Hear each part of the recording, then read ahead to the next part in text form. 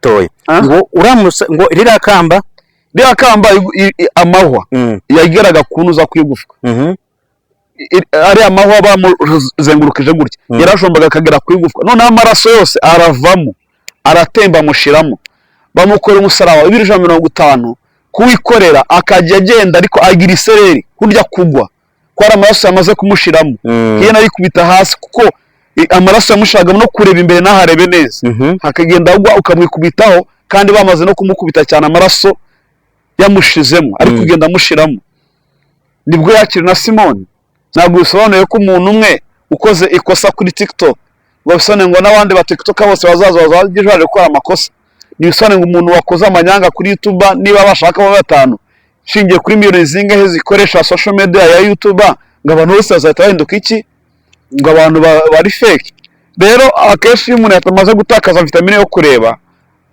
areba umuntu mubi umwe agahita afata igihugu cyose ko cyamaze kuba kibi ko ngo umwana umwe agatukisha bose mbone alright reka mbasuze kandi mbifurize amahoro y'Imana ishya nihirwe mu buzima mwe mudukurikiye muri hirya no hino mu gihugu cy'u Rwanda abari mu majyepfo amajyaruguru iburasirazuba n'iburengerazuba amahoro y'Imana aze kuba abana namwe ndi hamwe na Ntaganzwa Peter cyangwa Jean Pierre Peter kuri Miss ndashima urashima Imana n'abantu bangana iki ndashima abo gushima hari abantu hatari abo gushimwa yego reka da urugero Bibiliya Yesu yagiye kujya mu ijoro avuga ngo nimwe mwabaranye nanjye mu byo nanjye se mu byose ngasigemba bikikamba ry'ubugingo na Paul yavuze ngo niba bishoboka murwanye uruhande ngo ne bagenzi banyu bose amahoro yarasobanuye ngo niba bishoboka ari abantu bidashoboka bayida kugenda mu modoka nziza se byaterwa n'ukuntu yibona nemo yari nziza yego byaterwa n'ukuntu yibona umwana ukiri muto y'umujeni nkawe mu modoka nziza nkiriya umwana ara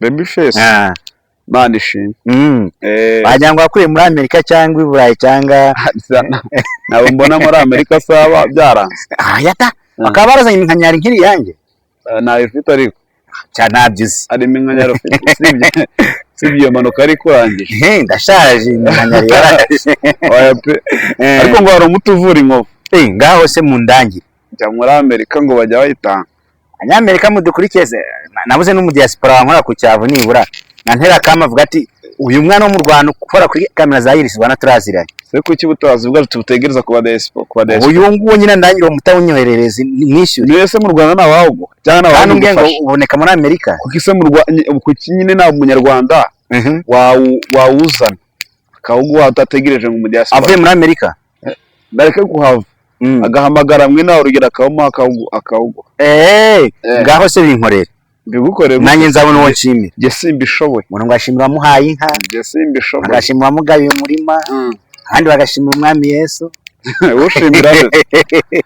ushimira nde kuko sindabona no gushimira mbuzi Yesu Kristo ubuzima bwe nta muntu urashimira Yesu Kristo yenyine kwa ngihumeka mbese Yesu waramubonye ndamuzi umuzi utese ishusho yiwe si Imana se si Imana surayi Imana ni iki disho yayo Imana ni ubutatu butagatifu Imana ubutatu se ni iki Imana mwana mwuka Imana ibonekera mu bantu tuvuga Imana twabonye ubwiza bwayo mu bantu kandi Imana ntabwo ijya yigaragaza itakoreye mu muntu ariko rero n'Imana ngubwire ngo ndi Imana komera nje narayibonye cyane ikoresha abantu bayo wayibonye mu bantu ntabwo wayibonye nk'Imana fiziko ngo yuze kubwire ngo guguye nitwa Imana nkuko gugu twaturi kuno nanga ngo nije nitwa Imana wowe witwa Imana Imana iza ikoreye mu bantu kagaragaza umwana bwayo cyane cyane umuntu akoreye ikintu cyiza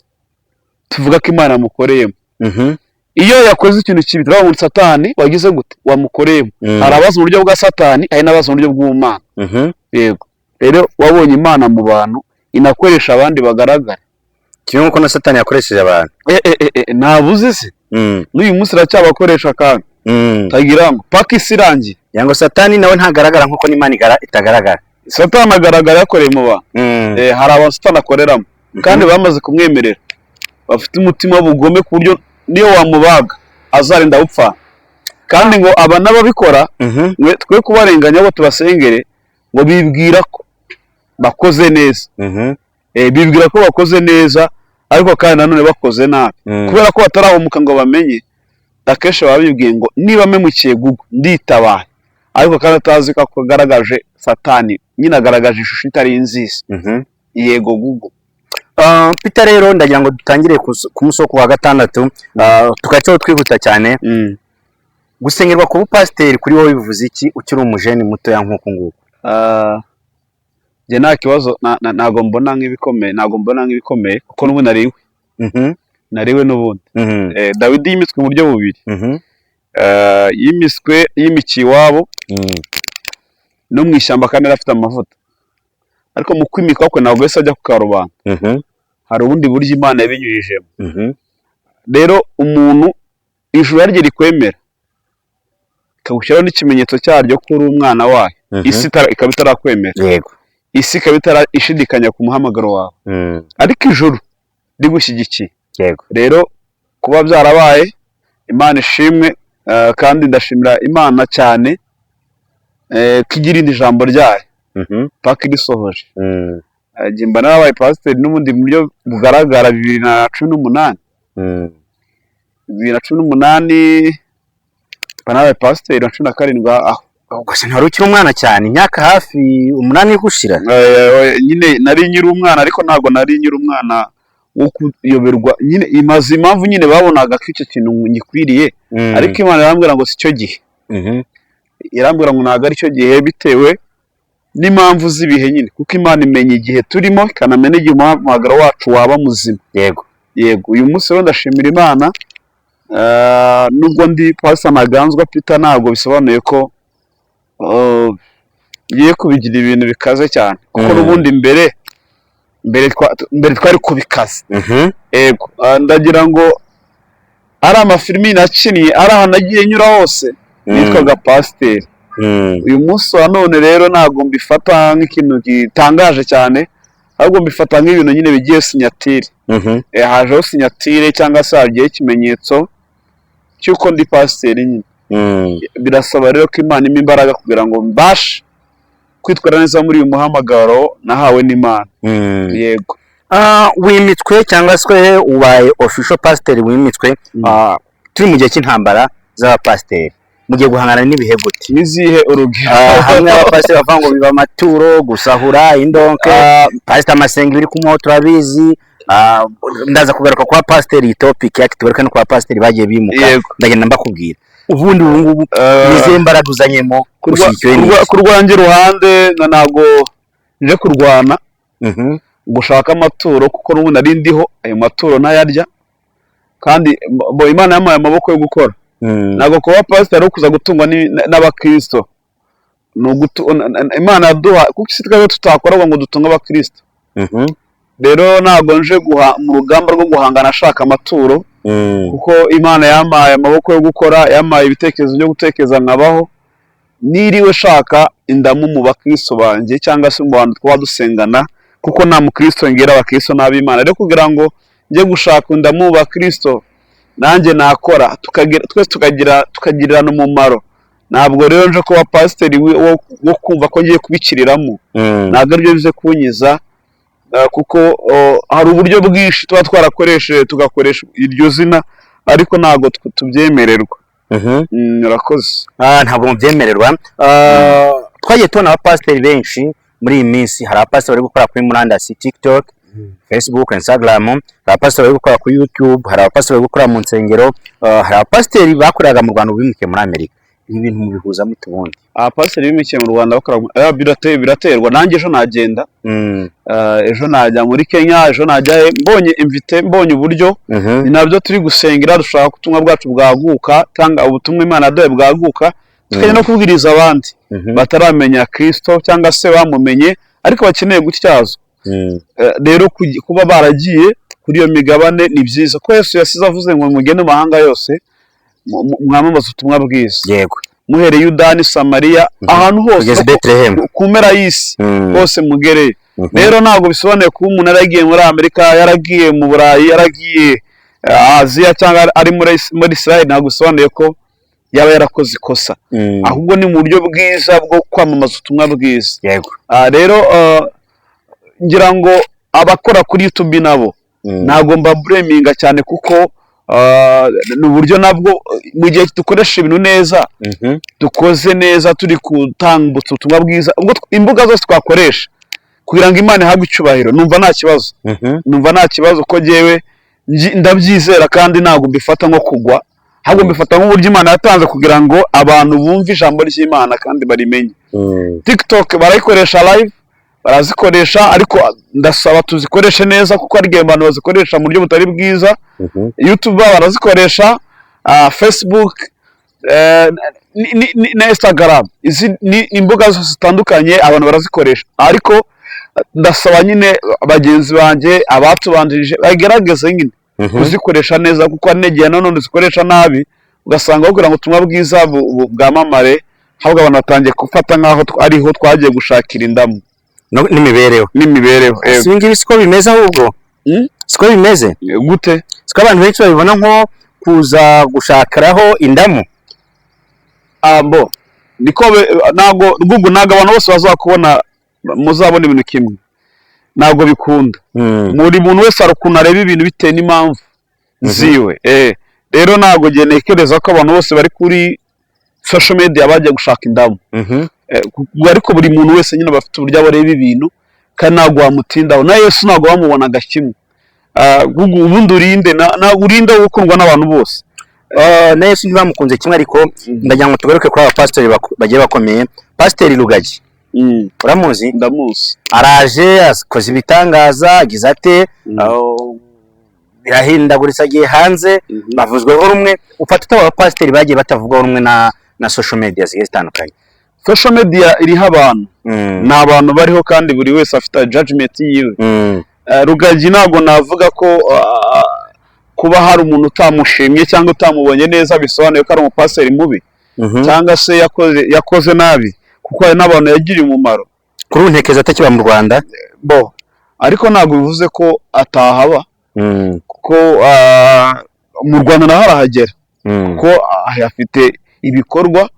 Rero ntabwo natekereza ko Rugagi yaba umupasiteri. Nyine nakubwiye ngo buri muntu wese ari ukuntu areba umuntu, hari ukuntu amureba, hari ukuntu amujajinga. Rero ku rwange ruhande Imana inamukomeze, mukomeze. Ahubwo dufite ikibazo, abantu benshi bibwira ko umuntu ukunzwe n'abantu bose ari we muntu mwiza. Ntabwo Satani ntabwo mbitekereza, kuko burya muratangara ijambo ry'Imana rivuga ngo igishimwa cyane imbere y'abantu ngo kiba kigawa imbere y'Uwiteka. Yego. Nta muntu n'umwe muri iyi si waremwe udafite igihande cy'abamukunda n'abamwanga. Rero Pastor Rugagi afite abamukunda, afite n'abagira gute n'abatamukunda, ariko ntabwo bisobanuye ko akwiye gucika intege, akwiye gukomeza, kuko arahamagarwa, avuka. Ubundi umuntu utaragize uruhare mu gutera inda kugira ngo ubeho, uvuke.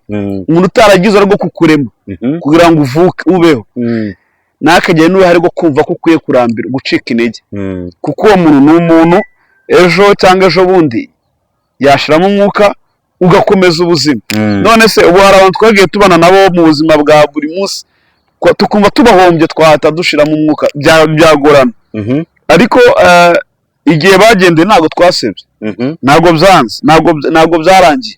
Rero Gugu hari abamubona nk'umwana mwiza, banagukunda cyane. Yego. Bakubona bakumva nyine hari umumaro bafite. Hari n'abandi bantu bafite umutima mubi, mu nyangire mbi. Rero abo bantu babaho mwisi, kandi ntabwo babonera ku myenda, kuri shoes, kuri face. Bashobora kugaragara nk'abantu bera imbere yawe, bikagaragara nk'abantu beza, ariko ibyo bavuga nuko bagutekereza bikaba biri bibi. Kandi wowe ufite kusanga utabanga, ugasanga ubakunda, naho ngaho byose usanga bigonganiye. Yesu yigeze yagera imbere y'abamama baba ngo ahirwa amabere yakonyeje, hahirwa inda yakubye n'amabere yakonyeje. Yesu aravuga ngo hahirwa bumva ijambo ry'Imana bakarikomeza. Arangije undi aramubwira ngo uri mwiza, aravuga ngo munyitira iki mwiza? aravuga ngo umwiza ni umwe gusa ni Imana nuwumva iryo jambo akarikomeza. Rero warumbaje kuri Rugagi ni bishop, sifite uburenganzira bwo gukora ku mavuta ye, ku mavuta Imana yamuhaye, ntago nafundura n'udushumi tw'inkweto ze. Sawuli na Dawidi bari abantu babanye mu buryo Sawuli yahigaga Dawidi ngamwica. Igihe cyo kugira akamufate ububasha wewe anamufite gutya mu biganza, umuhungu aravuga ngo biragatsindwa gukora ku muntu Imana y'imicisha iki amavuta. Rero salute ye kuri Rugagi, sindi mu bantu bamwanga, sindi mu bantu bamu judging ukundi, n'umushumba nyine. Kandi tubeho mu Rwanda twemerana. Ikintu kitwica cya mbere mu Rwanda ku bantu batandukanye ni kutemerana, gupingana, kumva ko ushoboye undi adashoboye. Rero burya ikintu kigaragaza umuntu urimo Imana ni ukwemera mugenzi kandi akemera intege nke ziwe hanyuma akamufasha. Yego. Ufata gute abapasiteri bamwe batagenda mu murongo wa leta cyangwa se muri gahunda za leta, ahubwo ugasanga rimwe na rimwe bari kuzirwanya? Ahangahe impamvu nagaruka kuri Bishop Rugagi cyane nuko nawe yagiye atorotse ameze nk'umuntu wari uhunze. Siko mbitekereza, wenda nyuma yaho niba waramukurikiye nekereza ko yaje no mu gihugu. Uri kumva bo hari ibintu leta ireba bibiri. Leta iramutse ikubwiye ubundi ubuyobozi bwose bushyirwaho n'Uwiteka. Niba leta hari ibyo tutemeranywa cyangwa ibonye ikabona si byiza, ntabwo bisobanuye ko leta inyanga. Ariko kandi ifite kubangamirwa nk'umuntu, mwumva ngize ikibazo, ariko kandi leta itanekereje nabi. Rero abapasiteri baba batumva gahunda za leta neza, nabasaba mu kintu cyose kibaho, ubwami bw'Imana buwe n'ibintu bibiri, buyobowe no kwemera, buwemeye n'ubwami ndetse n'ubuhanuzi. Rero iyo ubwami buhari urabuyoboka uko waba uri umuhanuzi kose. Yego. Ubu twongere twemere yuko abapasiteri igihe kizagira bakongera bakagarurwa icyizere nk'icyo bari bafitiwe mbere. Icyizere nk'icyo bari bafitiwe mbere kubera iki? Igihe kizagera, rega nta mvura idahita. Niyo ku bwa Nowa yarahise. Niyo ku bwa Nowa yarahise, nta mvura idahita, nta bihe bidahinduka. Rega impamvu bivuga tujya guca tukumva ngo padiri ngo yabivuyemo ashaka umugore, umupasiteri yasamanyije akana k'abandi, umupasiteri arafunzwe azira kwiguzaho imitungo y'abandi n'icyaha cy'uburiganya. Gutyo twamwe tubisanisha n'ubuzima busanzwe. Nese go hafungwa abapasiteri gusa, n'abasirikare barafungwa bambaye impeta bakazibambura. None se nyine kuki abantu dufite amaso yo kureba kote faible cyane, ahubwo nuko aribo tuba tubonamo kuba turuhura imitima. Nabo ni abantu, twe twese turemye nk'abantu. Burya ubupfura ntabwo bugaragara muri titre y'umuntu. Ntabwo ariho bigaragarira, si umuntu ajya gushakira ubupfura. Nta muryango ubura ikigoryi, sinzi niko babivuga mu Kinyarwanda. Nta muryango ubura umunyantege cyangwa se umuntu utari mwiza. Ariko kandi ntabwo twajya gufata ngo niba mu Rwanda abapasiteri 2,000 ngo 300 ngo bakoze amakosa ngo bose ngo bahite bagira gute, ngo abasigaye 1,700 ngo bahite bata agaciro. Ntabwo twaba dufite natwe amaso areba neza. Kuko muri 12 harimo Yuda, ariko ntabwo byatumye misiyo idakomeza. Bari naba yarasimbura Yuda, ibihe bigiza birakomeza by'abakozi b'Imana. Ntabwo bisobanuye ko umuntu umwe ukoze ikosa kuri TikTok ngo bisobanuye ngo n'abandi ba TikTok bose bazaje gukora amakosa. Nibisobanuye ngo umuntu wakoze amanyanga kuri YouTube niba bashaka abo 5 shingiye kuri miliyoni zingahe zikoresha social media ya YouTube, ngo abantu bose bazahita bahinduka iki, ngo abantu bari fake. Rero akenshi iyo umuntu yatamaze gutakaza vitamine yo kureba, areba umuntu mubi umwe agahita afata igihugu cyose ko cyamaze kuba kibi. Ko umwana umwe agatukisha bose. Niko umuntu areba, niko umuntu ateye, niko umuntu judging, ariko je siko mbibona. Siko mbibona umwana akitukisha cyangwa agira abatukisha, ariko kandi nanone nagakoraho intego z'abandi bana. Ntabwo yica umuhamagaro w'abandi. Kereka nyine iyo ahuye n'abantu bareba gutyo, hari igihe umuntu aba ariko areba. Kandi ntabwo wabitindaho. Umuntu afite ukuntu areba ibintu abikubwiye dutangira. Hari umuntu wandebana nakavuga ngo ntabwo byari bikwiriye. Hari uwandi akavuga ngo ntabwo ukwiye kuba uyu nguyu. uwo ni uwo nguwo nyine, ariko hari umuntu ubona ko bikwiriye.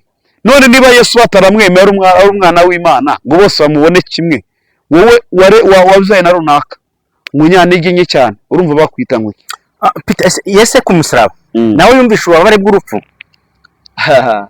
Yarabwumvise, no Yesu yarabwumvise cyane. Yego, ufite ibimenyetso by'uko yabyumvise? Yarabwumvise kuko hari aho yageze yaravuze ngo data, ubundi yatangiye kubwumva akiri mu butayu, inshuti yanjye. Aravuga ngo data niba bishoboka kino gikombe ugire gute? Ukindenze. Ariko bye kuba uko ushaka, ahubwo bikugira gute? Ubishaka. Uko ushaka. Yego. Rero ari no ku musaraba bari erega yari yambaye akamero kamwe nka kacu, kandi nawe yarasengaga, yabanaga n'Imana bisanzwe. Uri kumva? Kuko impamvu bangu harimo ibimenyetso bigaragaza yuko yarababajwe cyane, yageze aho abiri ibyuya bivanze n'amaraso. Yesu ni umubabaro, yagize umubabaro mwinshi ukomeye cyane, kandi n'ishusho tugaragaza twamwambitse urubindo, ariko we yabambwe ku musaraba w'isoni ntanekana ko yambaye, yari yambaye ubusa buri. Rero uwo ni umubabaro w'umutima, kandi ibyuya bye byamanutse bivanze n'amaraso, bwari uburibwe, kuko ririya aho bamujomye umutwe ryakoraga ku igufwa mo indani, byakoraga kuvamo indani. Noneho uramusaraba, abahanga bavuga ko wapimaga ibiro 150, kandi yawugendanye bamukubise amagufa yose bayatoye. Ngo ririya kamba amahwa yageraga kunuza ku igufwa, ariya mahwa bamuzengurukije gutya yarashombaga akagera ku igufwa, noneho amaraso yose aravamo aratemba amushiramo. Bamukora umusaraba w'ibiro 150 kuwikorera, akajya agenda ariko agira isereri kurya kugwa, ko ari amaraso yamaze kumushiramo. Yena ari kubita hasi kuko amaraso yamushiraga no kureba imbere n'aharebe neza, hakagenda agwa ukamwikubitaho, kandi bamaze no kumukubita cyane amaraso yamushizemo, ari kugenda amushiramo. Nibwo yakira na Simone umunyekorene araza aramutwaza umusaraba, kuko babonaga ntabwo ari kugezaho n'ubundi. Ibaza no kwikora umusaraba niwe, kuko ari kiriya kizingo cyose cyakinyuze mu buryo bwinshi, amabara yaragiye arinjira akora ku magufwa niyatobora, kandi ngo ryari rifite hafi santimetero 10 na zingahe, ryari rirereye. Abantu bazi umushubi wakuze neza, ryari rirereye cyane kandi akomeye cyane. Baratobeka, barahambiraho n'imbaraga, barabasaba bafite imbaraga, barahambira bigeraho kiba nk'ikiziriko, bamuboshye.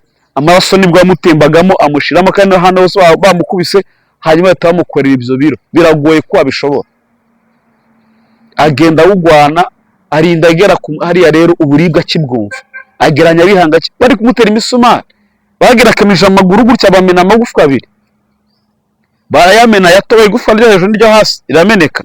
Hanyuma bamuhuza n'igiti cyo hasi, bajya mu igufwa ry'ikiganza batuboreyemo hano, barakubita, yameneka hose, bamena amagufwa. None waje we yaramujomye n'icumu mu ntuza. Mwibuke ibintu byahitaga biza direct, hazaga amazi avanze n'amaraso. Uburibwe yarabwumvaga cyane, ariko kandi kubera ko yaraje kwitangira umuntu nakundi.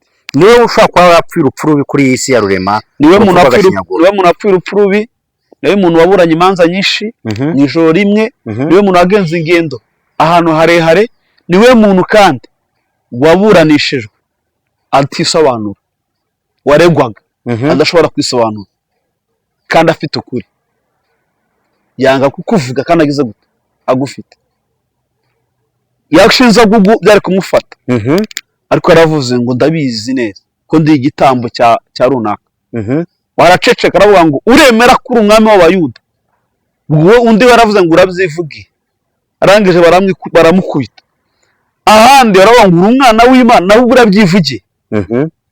Bari bazi ukoreka amaso yari atarahumuka ngo bamenye ko umwami Kristo ari mu mwanya wo kwitangira isi. Hari n'abantu bamutegereje bazi ko ataraza, kandi yaraje.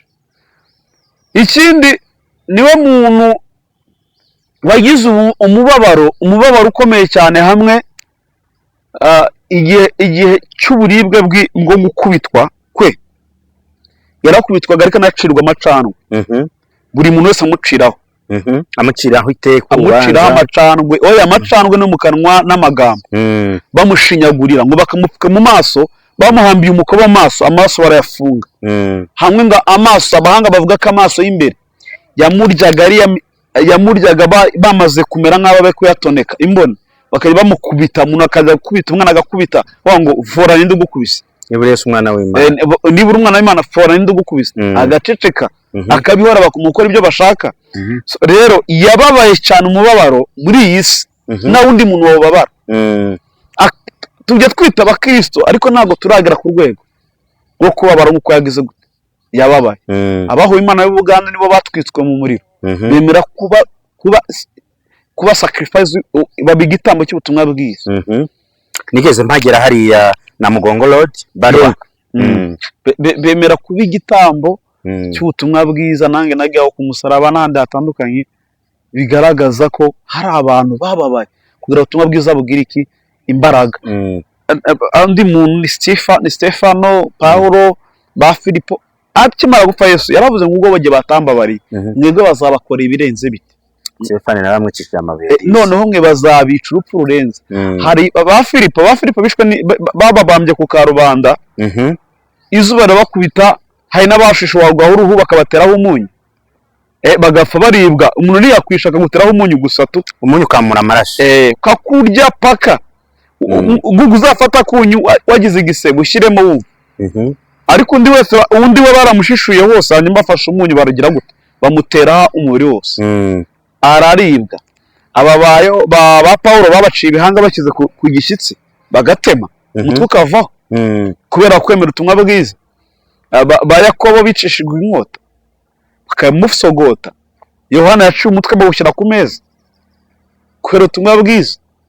Uyu munsi wa none dufite abantu bakurikiye Kristo ariko badashaka gukora ikosa nk'iryo yakoze, kandi biragoye nk'igisirikare runaka cyangwa se nuza runaka yakwinjiza mu mwanya ukwiye kubamo utaranyura nk'aho yagize yanyuze utarakora ikosa. Ese ijambo ry'Imana n'ubuntu bwayo n'ubwiza bwayo buracyari mu bantu, cyangwa abantu baranyunyutse basigaye bameze nk'ibishinga? Abantu bari kunyunyuka, bari gushaka ibijyanire ryabo, ariko ni rya jambo rivuga ngo mu minsi y'imperuka hazaza ibihe birushya, banazabikunda birarira. Icyambere cyamaze kwamuka mu bantu ntibagikunda ijambo ry'Imana, ntibakirisoma ngo bamenye ngo ijambo ridusaba iki. Gugu hari abantu basoma Bibiliya, ariko kandi Bibiliya yubatse mu buryo bukomeye cyane ubuzima. Bibiliya ni ijambo ry'Imana, ariko kandi n'ubuzima bw'umuntu wamaze kuyizereramo. Bibiliya avuga ngo mukundane nk'uko nabakunze. Abantu bakundanye bagira twakubaka igihugu cyiza, twakubaka isi nziza, isi nzima. Abantu bumvise ijambo ry'Imana ntawakugambanira, biravuga ngo wihangane umunyantege nke. Abantu basomye ijambo ry'Imana yajya kwihanganira, mwagira ko mupfa mukagakemura, ntihagire intambara ziza. Ariko abo ntabwo basoma kubera impamvu z'ikizirari ryabo. Ngira ngo tumane ku musozo topic nini nifuza ko tusorezaho. Bibiliya avuga ngo idini nyakuri rifasha imfubyi n'abapfakazi, rikita ku batishoboye n'abakene.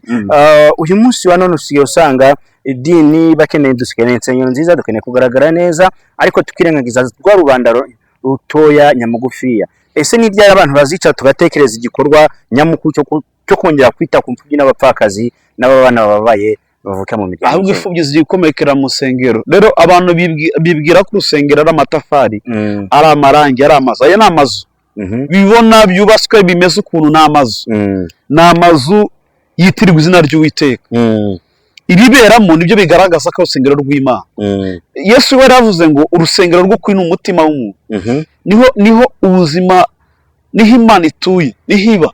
Akenshi bajya bavuga ngo umuntu akumuzuye agasekara ku munwa. Iyi Imana ikurimo babyumva ku rurimi, babyumva ubivuga.